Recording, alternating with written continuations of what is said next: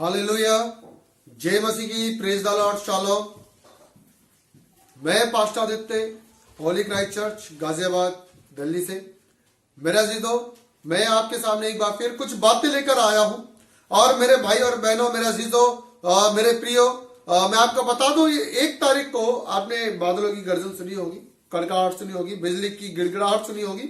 और मेरे भाई और बहनों, मैं आज आपको बात चाहूंगा, उसमें एक परमेश्वर संदेश छिपा हुआ था। परमेश्वर ने एक मैसेज दिया है आपके लिए और मेरे लिए, इस संसार में हमारी कौम के लोग, अन्य जातियों के लिए एक मैसेज है जो परमेश्वर ने दिया। 1 तारीख की रात को, 1 तारीख की सुबह आपने देखा कि बादल ऐसे गरज रहे थे जैसे कि अभी फट के नीचे गिर जाएंगे।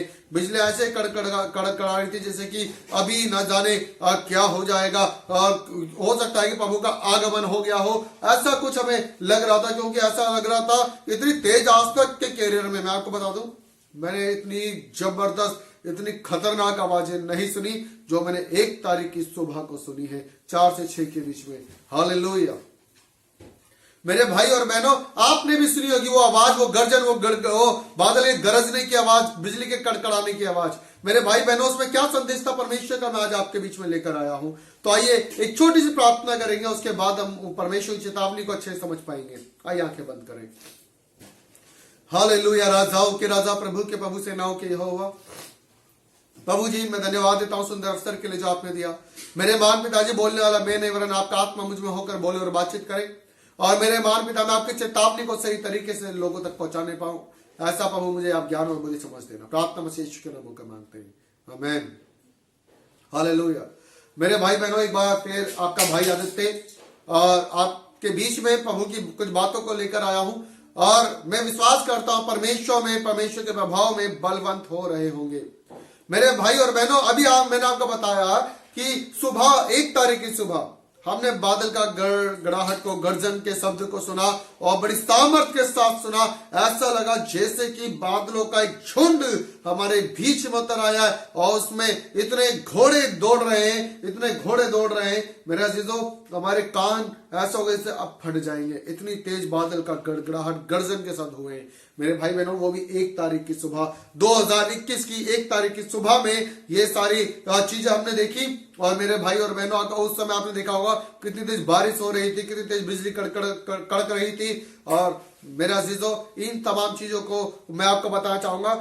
जब प्रकाशित वाक्य की पुस्तक देखते हैं तो वहां लिखा है कि गर्जन का शब्द, बिजली का कड़कड़ाना, है ना। और ये हम जब देखते हैं बाइबल का, जब हम अध्ययन करते तो हम अनुमान लगाते हैं कि ये परमेश्वर क्रोध को रिप्रेजेंट करता है, परमेश्वर के क्रोध को इंडिकेट करता है। बादल का गरजना परमेश्वर के क्रोध को इंडिकेट करता है। और मेरे अजीजों, वो समय आता है, वो भयानक समय आता है मेरे भाई और बहनों, वो परमेश्वर क्रोध आने वाला है, वो भयानक समय आता है, वो रात आती है हमें दिन में अपने काम करने, क्योंकि वो रात आती है जब हम काम नहीं कर पाएंगे।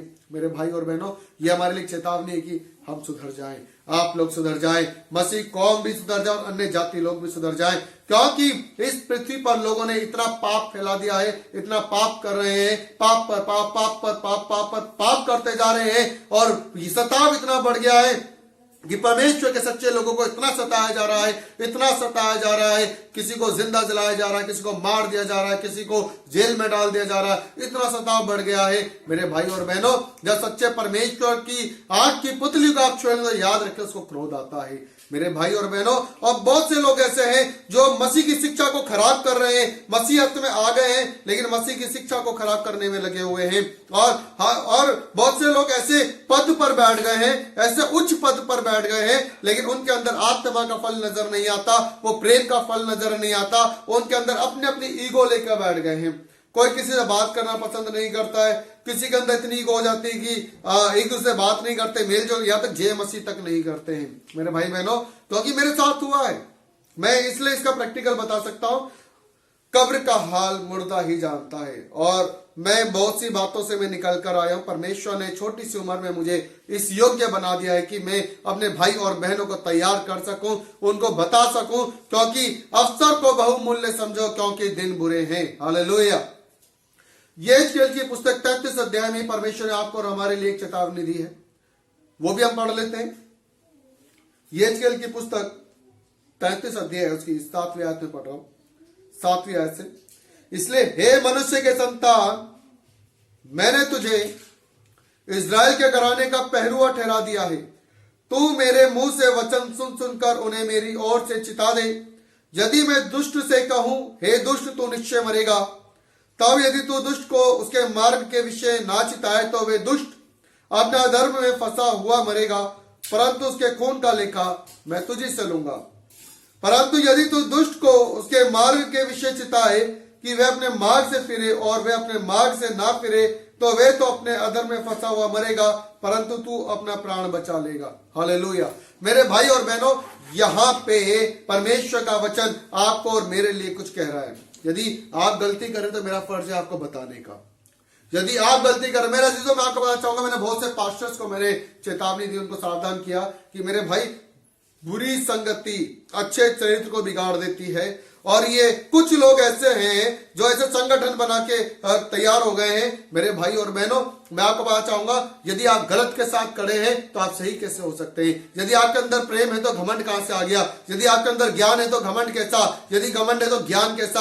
आज बहुत से लोग इतने ज्ञानवान हैं, परमेश्वर के वचन को बहुत अच्छे तरीके से समझते हैं। और आपको बता दूं, इस संसार के अंदर एक और व्यक्ति है जिसको हम देख नहीं सकते, परमेश्वर देखता है, उसको भी वचन की बहुत ज्यादा नॉलेज है, लेकिन वो उसके अंदर भी इतना घमंड है कि वो भी अपने घमंड के कारण स्वर्ग से नीचे गिरा दिया गया। मेरे भाई और बहनों, आपको एक बात और बताना चाहूंगा, परमेश्वर प्रेम है। परमेश्वर प्रेम है, और यदि हमारे अंदर प्रेम नहीं तो हम चाहे स्वर्गदूतों जैसी बोलियां बोले, चाहे अन्य भाषाएं प्रार्थना करें, चाहे हम अपना सब कुछ जलाने के लिए दे दें, या हम अपना सब कुछ दान कर दें, लेकिन अंदर प्रेम नहीं है तो हमारी मेहनत सब कुछ व्यर्थ है। हालेलुया। मेरी बातें आज बहुत से लोगों को कड़वी लग सकती है, बहुत सी तकलीफें हो सकती हैं आप लोगों को आज का मेरा संदेश सुन के, क्योंकि मेरा चीजों, आज अगर आपको तकलीफ नहीं होगी तो आप सुधर नहीं पाओगे। मेरे भाई बहनों, मैं उम्र में आपसे छोटा हूं, मैं उम्र में आपसे बहुत छोटा हूं, और मेरा कोई हक नहीं बनता अपने से बड़े व्यक्ति को दोष लगाना या उनके विषय में कुछ बोला। मैं आपको दोष नहीं लगा रहा हूं, लेकिन मैं आपको खबरदार कर रहा हूं, मैं आपको सावधान कर रहा हूं, क्योंकि जो बादल का गर्जन हुआ 1 तारीख को, हम देखते हैं 25 तारीख की सुबह, 25 तारीख को हम प्रभु यीशु मसीह का बर्थडे सेलिब्रेट करते हैं। मुझे मतलब नहीं, बहुत से लोग बोलते हैं तुलसी का दिन है, उसका दिन है, फलाना दिन, ढिमकाना दिन है, या उस देवता का, मुझे मतलब नहीं, मुझे अपने प्रभु से मतलब है। 25 तारीख को प्रभु यीशु मसीह के आगमन का दिन है, और उसके बाद 8 दिन देखते हैं तो 1 तारीख को 8वां दिन पूरा होता है, और 8वें दिन प्रभु यीशु मसीह का नामकरण किया गया यहूदियों की रीतियों के अनुसार। और आपको बता दूं, पैदा होने से पहले ही नामकरण हो चुका था, लेकिन 8वें दिन रीति के अनुसार, व्यवस्था के अनुसार रखा गया 1 तारीख को। और 1 तारीख से हमारा कैलेंडर देखा जाता है, क्योंकि यीशु मसीह के जन्म के 8 दिन बाद से हम कैलेंडर भी देखते हैं। हालेलुया। 1 तारीख है नव वर्ष, और हर चर्च के अंदर, हर कलीसिया में क्या होता है, धूमधाम से उस दिन प्रार्थना की जाती है। मेरे भाई और बहनों, आपको पता चला 1 तारीख की सुबह ही सुबह, 2 तारीख नहीं, 1 तारीख की सुबह 4 से 6 के बीच में आपने बादल के गर्जन के शब्द को सुना होगा, इतनी गड़गड़ाहट के साथ, इतने क्रोध के साथ कि ऐसा लगा कि जैसे प्रभु का आगमन हो गया, प्रभु आ चुका है। और मेरा अजीजों, आपको बताना चाहूंगा, ये सिर्फ एक चेतावनी है आपके और हमारे लिए कि अभी भी समय है, वक्त रहते सुधर जाओ, अवसर को बहुमूल्य समझो, बुराई से ना हारो, पर भलाई से बुराई को जीत लो। मेरे भाई और बहनों, आपको जो ज्ञान मिला है वो किसी को नीचा दिखाने के लिए नहीं मिला, किसी को कमजोर करने के लिए नहीं मिला, आपको वरन कमजोर व्यक्ति को बलवंत करने के लिए मिला, उसको परिपक्व करने के लिए मिला है, और आपको घमंड करने के लिए ज्ञान परमेश्वर ने नहीं दिया। अगर कोई आपकी बात सुन रहा है और कोई बात नहीं सुन रहा है, तो इसका मतलब ये नहीं कि वो इंसान बुरा हो गया, कमी सब में पाई जाती है। लेकिन यदि अगर कोई व्यक्ति है जो आ चुका आपके बीच में, जो आपके बीच में आ गया है किसी और रूप में, और वो 2 शादी कर चुका है, या 2 शादी चल रही है, या वाइफ अलग है, गर्लफ्रेंड अलग है, और या बहुत सी जगह आगे बढ़ना चाहूंगा कि पास्टर ही अपने विश्वासी शादी कर लेते हैं। बहुत सी जगह हमने देखा जिस पास्टर ने बपतिस्मा दिया उसी लड़की से शादी कर ली। मतलब ये क्या है, ये समझ में नहीं आता कि ये क्या हो रहा है। क्या सेवा करना आसान काम है? मेरा अजीजों, सबसे पहले आपको बताना चाहूंगा, जब तक गेहूं का दाना मर नहीं जाता, उसका रंग रूप कुछ चेंज नहीं होता। जब तक एक आम की गुठली आप बोओगे ही नहीं तो उसके अंदर अंकुर नहीं निकलता। मैं आम की गुठली से आपको एग्जांपल देता हूं, क्योंकि गेहूं का एग्जांपल आप सब जानते हैं। जब आप आम की गुठली को बोते हैं, और अगर जब वो आम की गुठली से अंकुर निकलता है और जब पेड़ बन जाता है, साग पात बन जाता है, एक बहुत बड़ा पेड़ बन जाता है, और जब आप 1 साल बाद जाते हो, 2 साल बाद जाते हो, तो क्या आप गुठली को देख पाओगे? नहीं देख पाओगे। आपको वो जड़ बन चुका होगा। तो मेरे भाई और बहनों, आपको यही बताना चाहता हूं, जब तक आप नहीं बदलेंगे, आपका स्वभाव नहीं बदलेगा, जब तक आप बुरे कामों के लिए मर नहीं जाएंगे, आप पाप के लिए नहीं मर जाएंगे, तब तक आपके अंदर बदलाव नहीं आएगा। आपको बदलना होगा, अपने स्वभाव को बदलना होगा। आज बहुत से लोग हैं, ऐसे ही लोग क्या कर रहे हैं, भरमा रहे हैं लोगों को, खुद गलत चल रहे हैं, दूसरे को भी गलत साबित कर रहे हैं ताकि सेवा ही ना कर सके। और आपका बताओ, शैतान का काम है नंगा करना। उत्पत्ति की पुस्तक से बता रहा हूं, पहली पुस्तक से बता रहा हूं, उत्पत्ति की पुस्तक से। परमेश्वर ने आदम और हव्वा को अदन की वाटिका में रखा। उन्हें नहीं पता था कि वो नंगे, लेकिन शैतान ने उनको धोखे से अपनी बात फंसाकर पहले हव्वा को बहकाया, फिर हव्वा के द्वारा आदम को बहकाया। और आगे बता दूं, और वो दोनों क्या देखते हैं एक दूसरे को कि हम नंगे हैं। और फिर देखते हैं फिर जब परमेश्वर ने जल प्रलय के द्वारा इस सारी सृष्टि को नाश कर दिया, उसके बाद हम देखते हैं एक परिवार के 8 लोग बसते हैं। उस परिवार में नूह, जो खुदा का दास है, जिसके ऊपर परमेश्वर की दृष्टि हुई थी, जिसको परमेश्वर ने देखा था और कहा कि ये धर्मी व्यक्ति है, खरा व्यक्ति है, मेरा भय मानने वाला है, वो व्यक्ति मतवाला हो गया और वो भी नंगा पाया जाता है। पढ़ लीजिएगा। हम नए नियम में भी देख लेते हैं, पुराने नियम में और भी बहुत सारी घटना है, लेकिन नए नियम में देखते हैं कि एक व्यक्ति दुष्टात्मा निकालने आता है, दुष्टात्मा से कपड़े फाड़ देती है और नंगा कर देती है, वो भाग जाता है। यानी कि शैतान का काम क्या है, नंगा करना। मेरा अजीजों, आपको बताना चाहूंगा, यदि आप बदनाम हो जाओगे, आपकी बेइज्जती हो जाएगी, यदि आपका नाम खराब हो जाएगा, तो आप सेवा नहीं कर पाओगे। शैतान की यही योजना है कि वो आपका नाम खराब करे, आपको नंगा करे समाज के आगे, ताकि आप सेवा ना कर सके। और बहुत से लोग फंस भी जाते हैं। लेकिन कुछ लोग हैं वाकई में, हकीकत में, जो गलत काम करने के लिए आते हैं, लेकिन कुछ लोग फंस जाते हैं। मेरे भाई बहनों, आगे बढ़ना चाहूंगा, प्रभु ने कहा उनके फलों से तुम उन्हें पहचान लोगे। क्या एक अध्यक्ष को कैसा होना चाहिए? एक ही पत्नी का पति, ना पियक्कड़, ना लोभी, ना ढींगमार। मतलब बहुत से लोग तो बड़ी बड़ी बातें बोलते हैं। मेरे भाई और बहनों, मैं आपको बताना चाहूंगा, आप उन्हें फल से पहचान लें, बिल्कुल पहचाने। मैंने बहुत से पास्टरों को आगाह किया कि बहुत से लोग हमारे बीच में से भेड़िए हैं, और मैंने उनके नाम भी उजागर कर दिया, क्लियर कर दिया। और बहुत से लोगों ने तो ऐसा किया कि मैंने बहुत कुछ करने की कोशिश की अपने भारत देश के लिए, अपने लोगों के लिए, और उन्होंने मुझे को लूट के मुझे को बदनाम कर दिया। हालेलुया।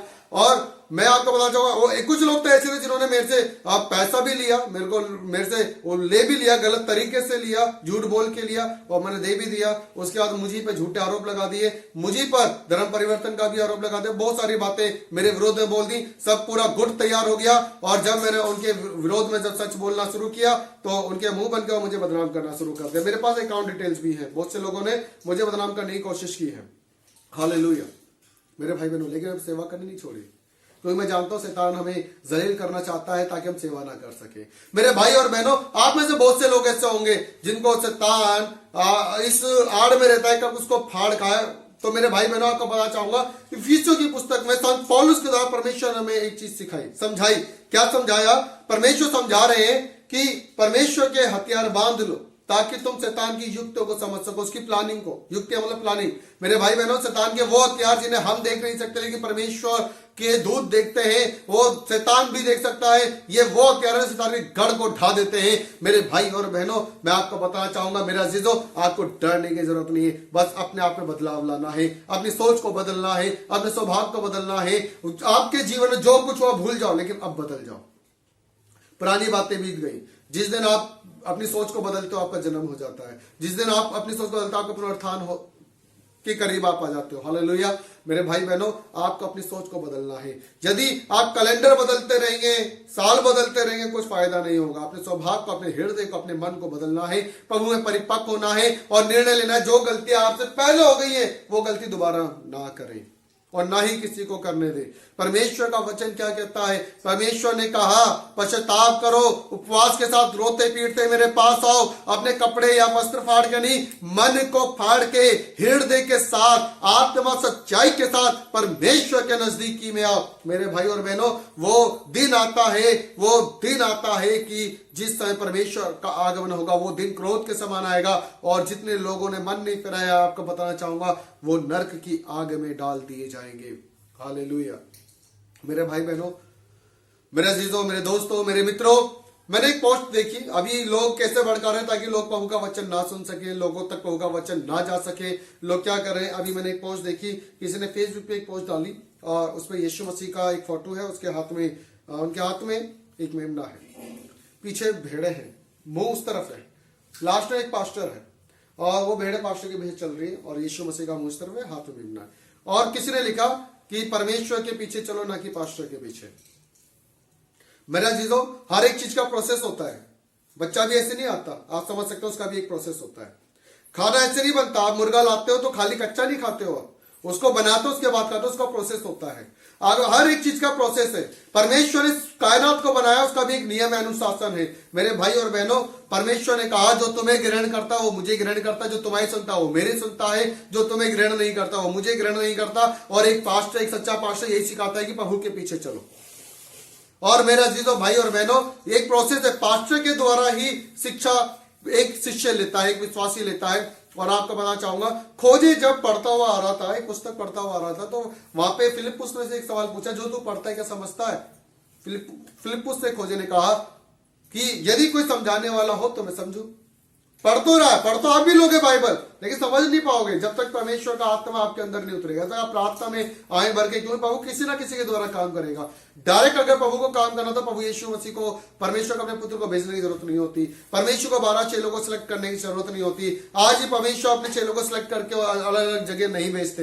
मेरे भाई बहनों, प्रोसेस है पूरा, हर चीज का प्रोसेस परमेश्वर ने तैयार किया है। तो आप याद रखें, पास्टर के द्वारा ही कलीसिया परमेश्वर तक, परमेश्वर को सही तरीके से पहचान पाती है, अपने पापों से पश्चाताप कर पाती है और परमेश्वर की दृष्टि के अनुसार चल पाती है। क्योंकि पास्टर उनका मीडिएटर होता है, पास्टर उनको सिखाता है किस तरीके से परमेश्वर को फॉलो करना है, क्या करना पाप है, क्या करना गुनाह है, क्या करना गुनाह नहीं है, किस तरीके से हम परमेश्वर के नजदीकी में ज्यादा रह सकते हैं। मेरे भाई और बहनों, मेरे अजीजों, बहुत से लोग चाहते हैं कि पास्टर्स के पास लोग जाए ना और डायरेक्टली सारे काम करें। तो मेरा जीजो, डायरेक्ट बच्चा भी पैदा नहीं होता। आपको क्लियर कर दो, मेरी बात आपको बुरी लग रही होगी, मैं माफी चाहता हूं, लेकिन आपको बता दूं, खाना बनाने के लिए मेहनत लगती है, हर चीज लगती है, हर चीज का प्रोसेस होता है, हर एक चीज का प्रोसेस परमेश्वर ने दिया है। तो मेरा जीजो, हम भी ध्यान रखें, जो भी पास्टर, जो भी शिक्षक आपको दिए हैं, परमेश्वर का वचन कहता है वो बहुत आदर के योग्य है, वो बहुत 2 गुने आदर के योग्य है। और जो शिक्षा देने, उपदेश देने में और आपको सिखाने, वचन सिखाने में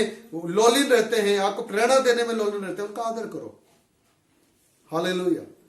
मेरा अजीजों, मैं चेतावनी जो देना था ये मैं दे चुका हूं, क्योंकि जो क्रोध है 1 तारीख को परमेश्वर ने रिप्रेजेंट किया गड़गड़ाहट के साथ में। हमें देखना है कि अभी भी समय है, हम सुधर जाएं, अभी भी समय है हम परमेश्वर के नजदीकी में आ जाएं, अभी भी समय अपने आप को बदले, अभी भी समय है मेरे अजीज। नहीं तो वो समय आता है जिस समय काम नहीं कर पाओगे। अभी भी समय अपने आप को बदले, अपने स्वभाव को बदले, अपने चरित्र को बदले और उन लोगों को ताड़ लें जो गलत तरीके से कार्य कर रहे हैं। आपको बता दूं, 2 तरीके के लोग हैं, एक जो सच्चे परमेश्वर की महिमा कर रहे हैं, उसकी प्लानिंग को लेकर चल रहे हैं, आगे उनके पीछे जल्दी से ज्यादा लोग नहीं होंगे।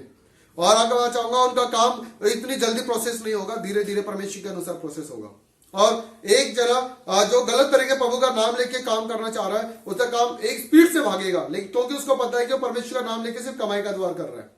और आगे बढ़ना चाहूंगा, उसके काम में और आपके काम में जमीन आसमान का फर्क होगा, क्योंकि आपकी योजना परमेश्वर की ओर से होगी और उसकी योजना होगी परमेश्वर की ओर से नहीं होगी, किसी और की ओर से होगी।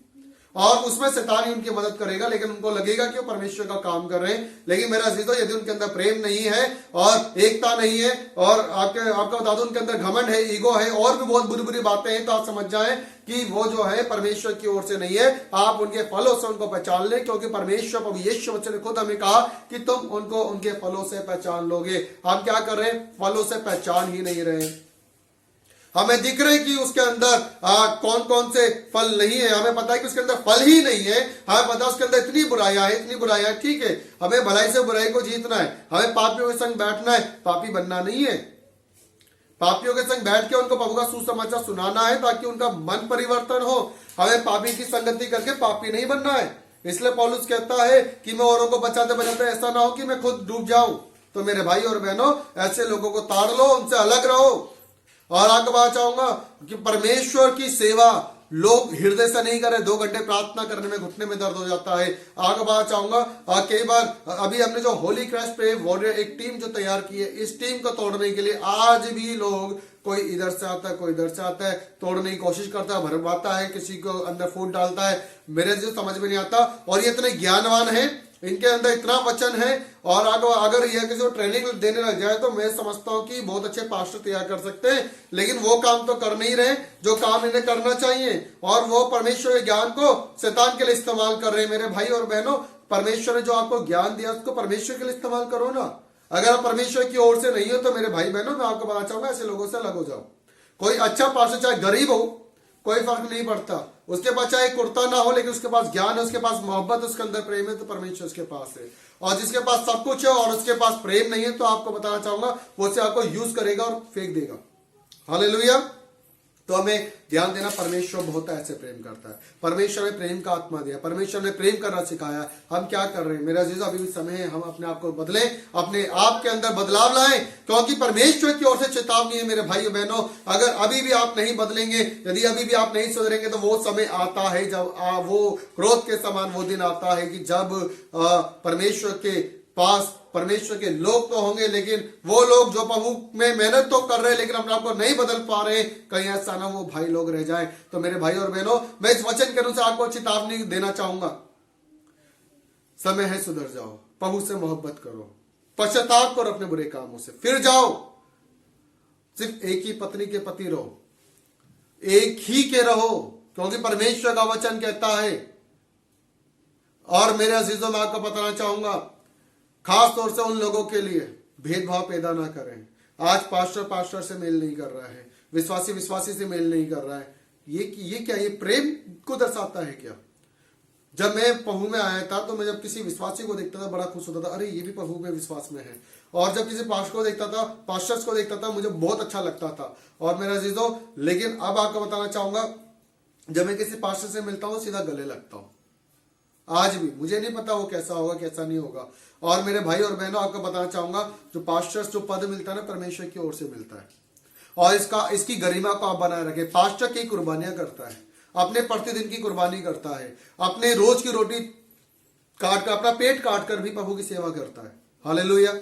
मेरे भाई और बहनों, आपको बताना चाहूंगा, होली क्राइस्ट पे वॉरियर टीम में हम बहुत से बातें हैं जो अपने भारत देश के लिए करने जा रहे हैं, और बहुत से भले काम है जो मसीह कौम के लिए करने जा रहे हैं, और जिसके लिए मैं बहुत कुछ प्लान कर चुका हूं, जिसके लिए आप प्लीज प्रार्थना करें। और आप लोगों से दुआ है कि आप लोग मुझे दुआ में याद रखें, होली क्राइस्ट पे वॉरियर टीम के द्वारा पूरे भारत में ही, पूरे विश्व में प्रभु का सुसमाचार पहुंचाया जा सके, और बहुत से लोग उद्धार पाए और सही शिक्षा लेकर आगे बढ़े। और मैं बहुत सारे प्रोजेक्ट इस भारत के अंदर तैयार करना चाहता हूं, जो हमारे देश के लिए, हमारे कौम के लिए, जो बहुत परिपक्व होगा, क्योंकि मैं चाहता हूं कि आपके घर में कोई बेरोजगार ना हो। मैं चाहता हूं कि दवाई की महंगाई के कारण आपके घर में ऐसा ना हो कि अच्छा ट्रीटमेंट ना हो सके।